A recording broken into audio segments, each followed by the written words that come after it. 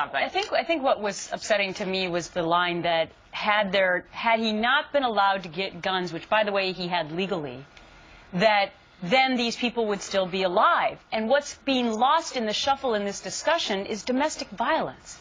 Because now it's coming out that he did have a possible history of violence against women. And by the way, every single day, women, and some men, are being killed by a girlfriend, a boyfriend, or a spouse with their hands, with a knife, with a hatchet.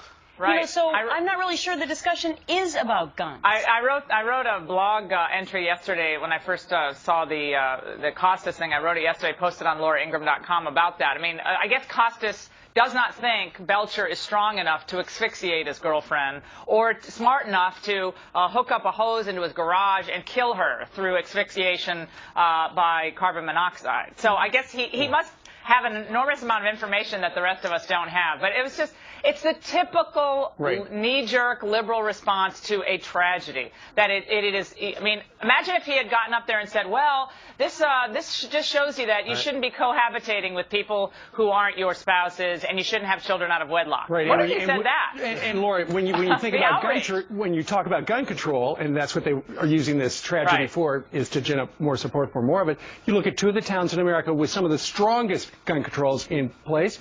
The town you're sitting in, Washington, D.C., Chicago. There's a ton of violence in both. Right. And so, again, the analysis is so facile, it's so glib, and it's typical of someone like Costas, who I think wants to be seen as very serious, and he's a very talented guy, but he wants to be seen as very serious on every subject. And I would suggest to Mr. Costas, you don't know that much about what you're talking about, so stick to the area that you're really smart about, which is sports. But he was also quoting Jason Whitlock, who's a columnist. Right, he's a liberal. I mean, I've had him on my show, I believe. I've had him on my show. I mean, he's a liberal columnist. That's fine. I mean, you can have your opinion, but we have very few political free zones, politics free zones in the United States. Let's keep sports that way. Should be